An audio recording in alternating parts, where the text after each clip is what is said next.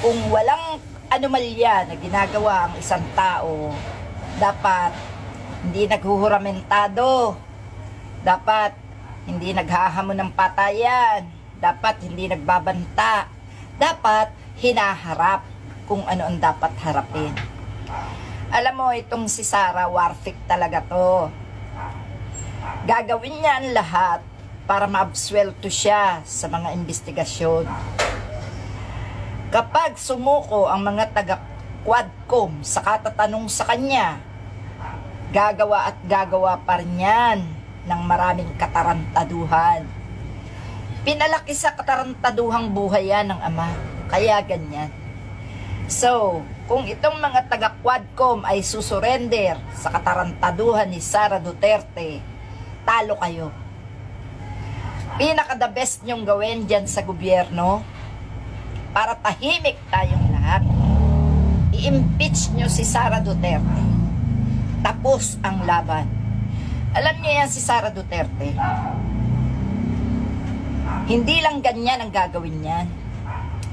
Yung mga ginagawa nilang drama, yung mga ginagawa nilang dahilan, may sakit, hindi alam, walang alam, ewan, yan ay isang pang-iinsulto sa mga nag-iimbestiga.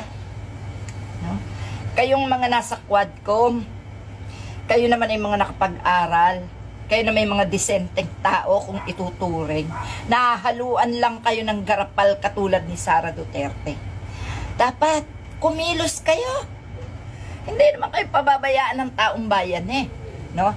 Kung nasa tama at nasa lugar ang inyong aksyon. Sino ba yan? Vice President lang naman yan. Sino ba ang kanyang hinihiya? Ang bansa na pinaglilingkuran ninyo. Hindi ba't kasama tayong lahat sa kahihiyan? Dapat, kayong mga taga-Quadcom, samahan na ni Marcos, alisin nyo na sa tungkulin si Sara Duterte. Ano ngayon, magwala siya? Ano ngayon, magpapatay siya? Siya lahat ang aani ng katarantaduhan niya. Ayan pinapakita kayang-kaya kayo. Aba, hindi tama. Naipakita nyo rin na kayo ay kaya-kayanan. Huwag kayo magpapatako. Isa lang ang buhay. Sabi nga nung mga supporters ni Sara Duterte, si Attorney Leni daw ay pinatay ang asawa ng dahil lang sa bayan. Maganda yon. Karangalan yon. Namatay ang isang tao ng dahil sa bayan. Itong ginagawa ni na Duterte, kahit mamatay sila, hindi sila karangal-rangal para sa bayan, no?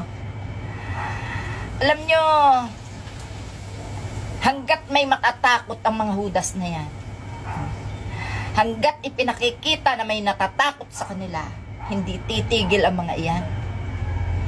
May power kayo, nasa posisyon kayo, pirman nyo lang lahat ang kailangan. Kung kailangang papirmahin ng taong bayan, papirmahin nyo, no?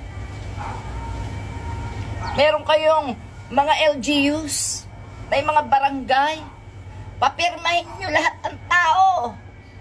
Lampasan nyo yung 32 million na ipinagmamalaki niya. Ganun lang yun. Mayabang Pinagyayabang niya 32 million ang bumoto sa kanya. Paano yung natitira? Mahigit na 30 million yan na nakakasaksi sa lahat ng katarantaduhan nila. Mamimihasa yan.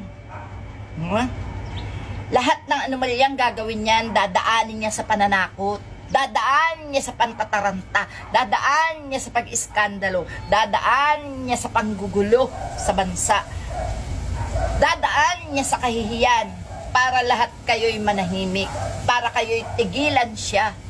Bakit yung siya titigilan? Hindi man mahabol ang pera sa kanya, ang habulin ninyo ang katahimikan ng bayan. Ano ba yung pera? Kikitahin pa yan. Karma naman ang aabutin niya sa ginawa niya sa bayan. So, ang pera mawawala, nakikita, no? Pero yung kahihiyan ng isang bansa sa buong mundo, yun ang pakaisipin nyo. Meron tayong vice-presidenteng baliw, vice-presidenteng adik, bangag, may vice-presidenteng war freak, may vice-presidenteng abusera. At kayo matatakot sa mga Duterte. Iisa lang din ang hininga ng mga iyan. Kaya kayo mga nakaposisyon, gawin nyo ang nararapat. Bigyan nyo na ng aksyon, bigyan nyo ng lesson para hindi na muling pamarisan ng kahit sinong umuupo sa gobyerno ang ginagawa ng mga Duterte.